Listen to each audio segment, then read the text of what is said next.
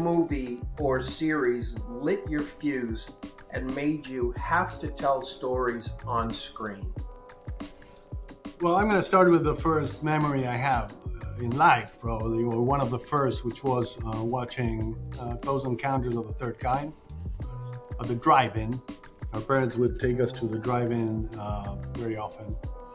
And that was my first experience where I really felt the movie magic. And I don't remember any stage of my life before that where I wasn't fascinated by that. And I don't remember any moment of my life that I didn't want to experience that again. I can remember the horror. It wasn't a horror movie, but for a 4-year-old, just watching those aliens come out of the big UFO, especially the Queen, the spidery thing that came out, it was just simply terrifying. But before that, the magic, just the feeling of magic and the presence of aliens, the lights. Of course, like I saw that movie many times after, and I sort of rationalized all the things that I liked about it. And later in life I understood that there was much more about it. There is a perfectly constructed drama about a family that is breaking apart. And later I realized that it's in many ways a perfect movie because it's a science fiction movie, but with a very strong, dramatic, emotional core, which is the story of that family, of Richard Dreyfuss.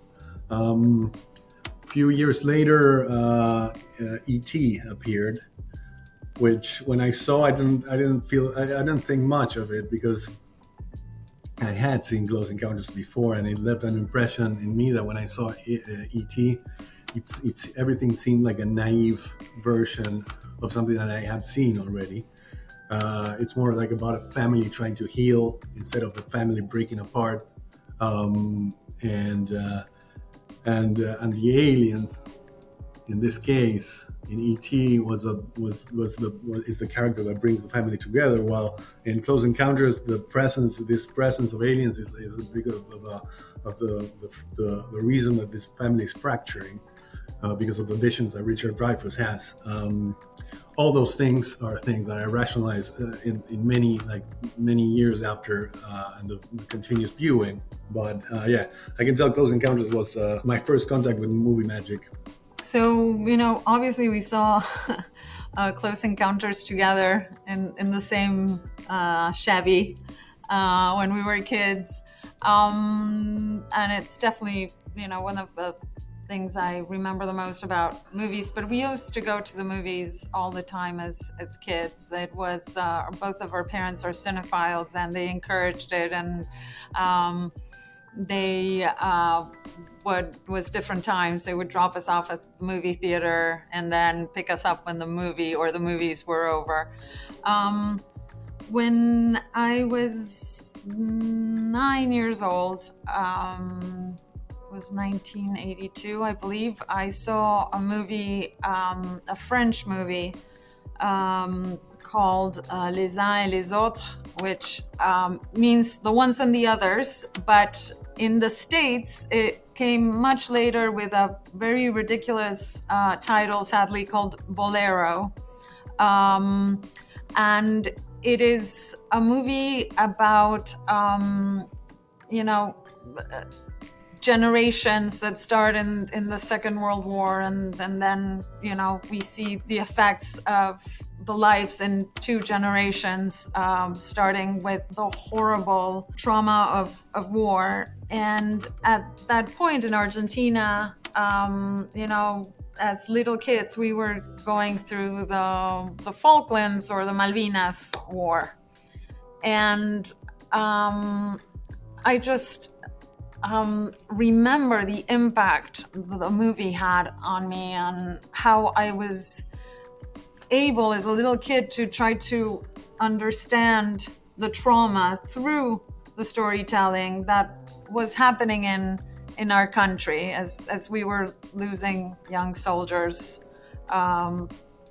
for a very stupid reason. So that's a movie which also happens if you haven't seen it, most people have not seen it because it's so rare. It's a musical with the most amazing tunes that allow you to put up with all the trauma you're being presented.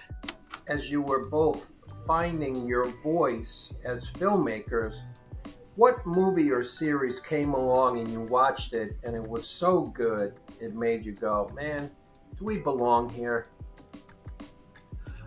Well, again, like there's so many movies that made me think several things, but there was, well, first, like I have to mention a movie that also left a deep mark in me, which was a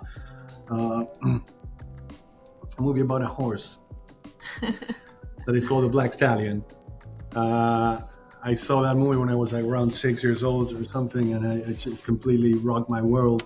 This is a bit of a masterpiece. Even if you see it now, you see it's almost like a silent movie for the first hour, and it tells you the relationship of a kid and a horse in a stranded island, in a deserted island. Many of the movies that I love now, I saw on TV.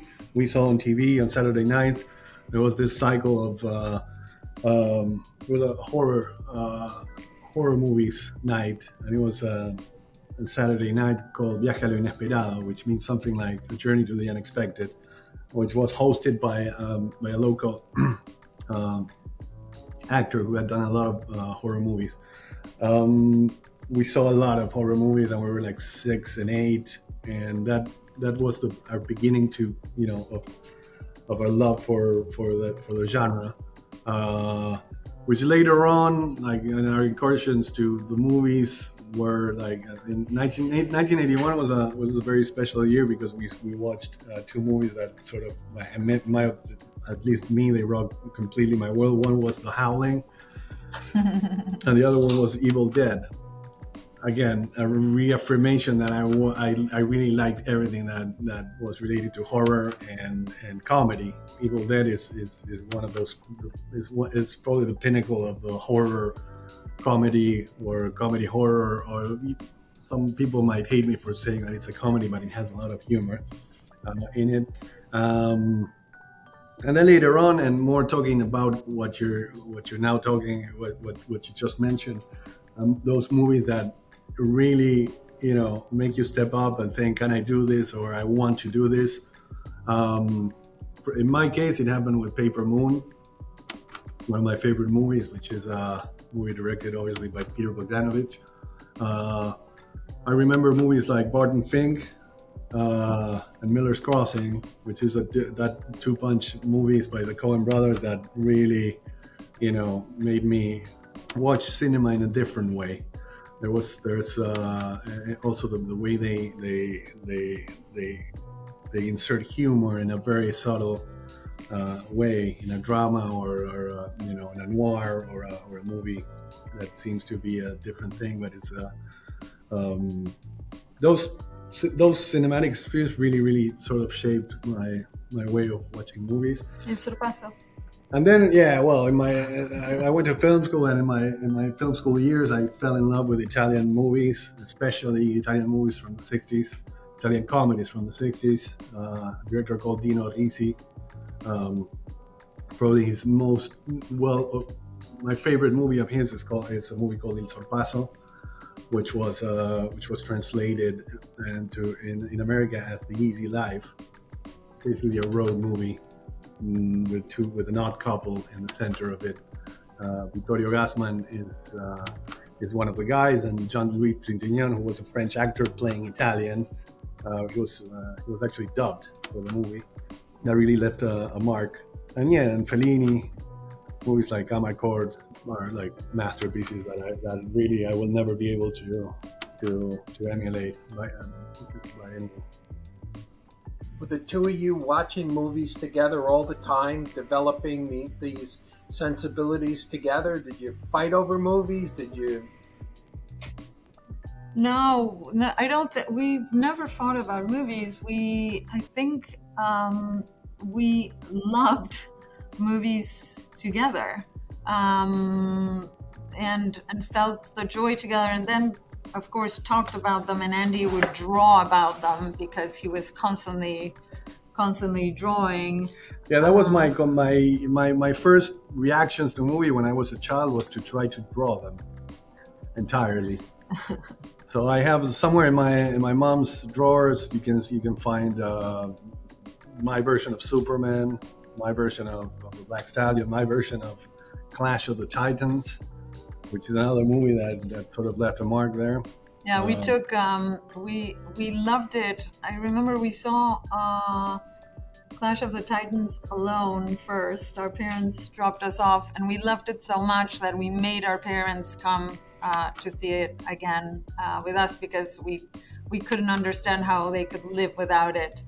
and then one that I think for me, it's the one where I felt so much joy while watching it, that I knew I wanted to be a part of doing something like that, was Back to the Future.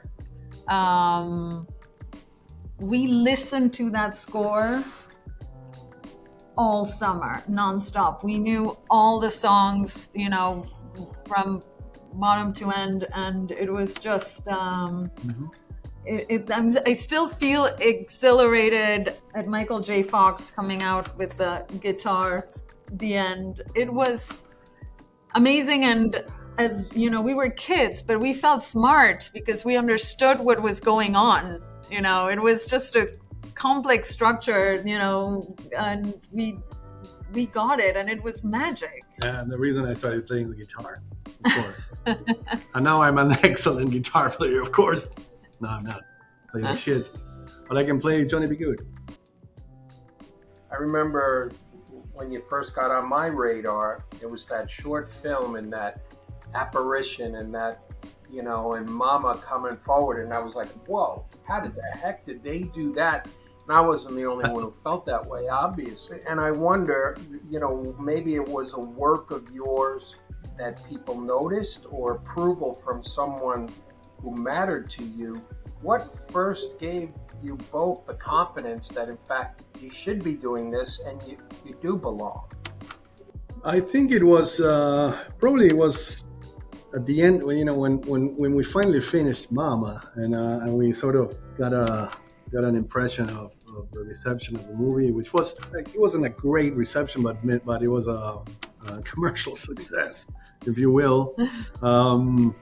At the same time, that sort of forged, our temper a little bit, in the sense that this was our first movie, and of course we wanted to be true to our instincts. I wanted to do exactly the movie I wanted, but that movie was a little meddled with, because it was our first movie. Your first shot in Hollywood is a little retouched by other, by studio who wants you to work with a Hollywood writer and so forth.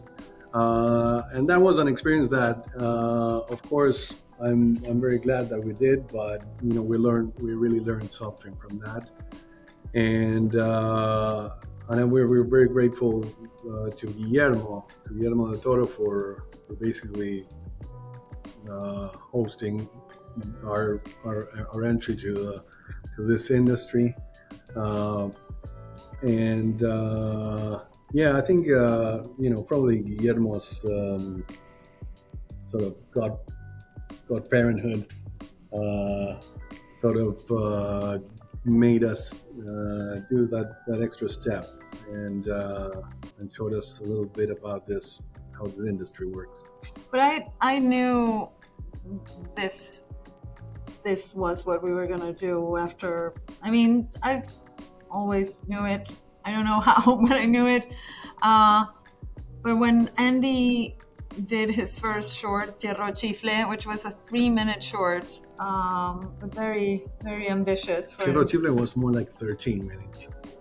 13? No. Yeah. No. Yeah, Mama was 3 minutes.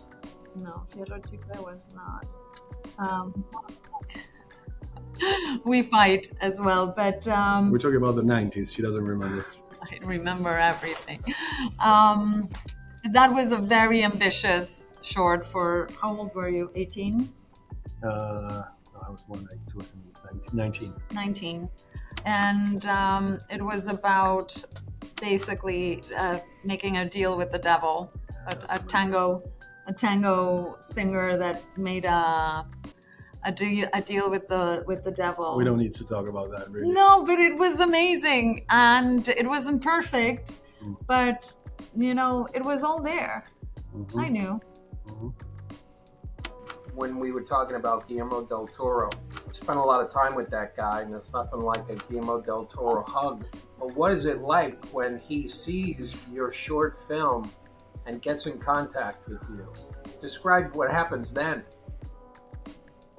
Well, it was incredibly rewarding. He got us, he saw the short film on YouTube. The person that Russell found it on YouTube. And Russell was Guillermo's assistant at that point. Then he became an uncredited producer in the movie. But Russell is the one who took it to Guillermo. He had seen it online and took it to Guillermo. And Guillermo called us and said, "Guys, I love this short film." And that was incredibly rewarding because, I have watched the career of Guillermo until that point with great admiration. So it was incredibly flattering. And then at that point Barbie was starting to raise a production in Spain where we would make a feature version of the film.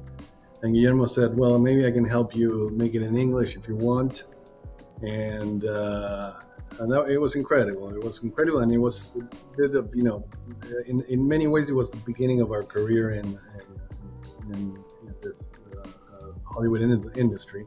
But definitely a big work of Barbie, raising also a co-production between Spain and Canada that gave us like half of the financing of the feature film. So yeah, that's how it happened. And we learned from Guillermo the biggest lesson, because you're very naive on your first movie, I have to say. Like, he said two things to us. One was pick your battles, which is an absolute, because you're never, regardless of how stubborn you are, you're never going to win them all. And then take prep very seriously. Because when you get there, when it's time to start shooting, as he said, you go into, one side of the tube and, you just go through it at, the speed of light, and you come out and, you hope you have a movie. Thank God we did. You made the biggest grossing horror film of all time, and you came up as loving genre films, and now you've made The Flash. So what burned in you to take on a superhero movie like this, which isn't the most obvious of all the big superheroes? Give me a sense as to what burned in you that you wanted to make this movie. To me, it seemed like a very fun challenge to step away from the horror genre for a second and jump into a genre that I'd never done before, but I knew pretty well, and I had movies of the genre that inspired me a lot, like Superman and Batman, and it was a bit of like, let's try it, let's do it. The story had enough emotional elements to build a big movie around it, and we just jumped into it, and that's how it happened. Clearly, I think we were attracted by, as Andy said, the heart of the movie, but we. In 2019, we were in a period of our careers where, of course, we wanted to find a great challenge. And for us, it was basically going from making It Chapter 2, which was a movie that we shot in 80 days, to making a movie that was almost half as long to shoot, as double as long to shoot. We made it in 138 days, and that had all sorts of technical challenges, but that also we were making with very heavy hitters. And it was great. And in the end, you learn that everybody's human. It doesn't matter how heavy the hitter is. We're still all human, and we're still all doing what we love, because it's the only way you can endure in this business, is if you're doing what you love. Well, now, Ezra Miller, give me a sense as to what does he bring to this character, which, like I said, is not the most obvious character to be the focus of a big, giant superhero blockbuster, but give a sense as to what he unlocks in that character that makes it exceptional, which is what I've heard about the film.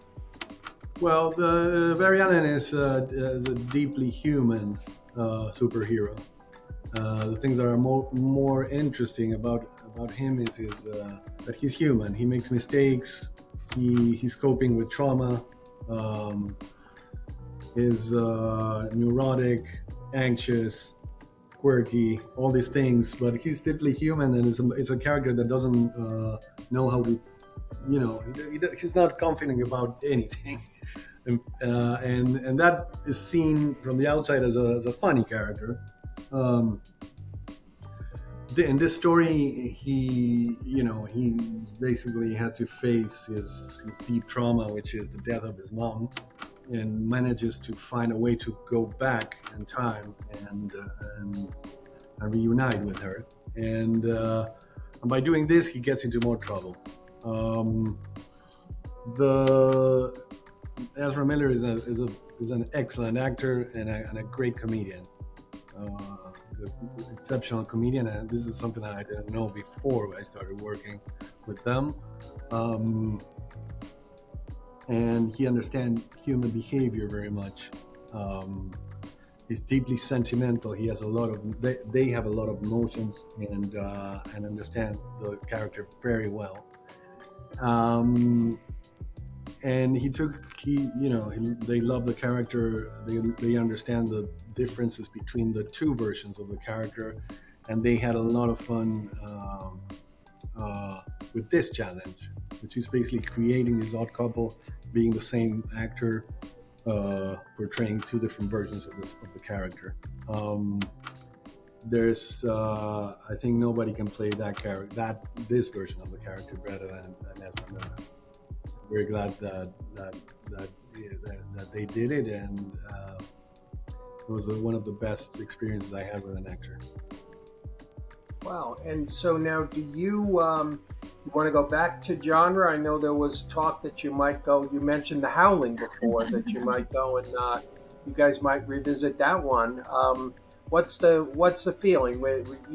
But sometimes when you make a big movie, you just say, like Christopher Nolan was like, "This is the sandbox I want to play in." You come out of this making a gigantic movie. What's your feeling? Well, my love for horror movies will never die, and I don't know what's the next step, but I can tell you that I want to make more horror movies. The Howling, because it's a movie that I loved so much. And I want to honor. There's a new way of approach the story with some elements that pay homage to the original. I think it's worth giving it a shot. But I'm, again, we're interested in doing other things. And many sandboxes. Many sandboxes, maybe or like movies that also cross over genres. And so we can mix and match and put all the scoops or the things that we like in the same movie, like we've been doing so far.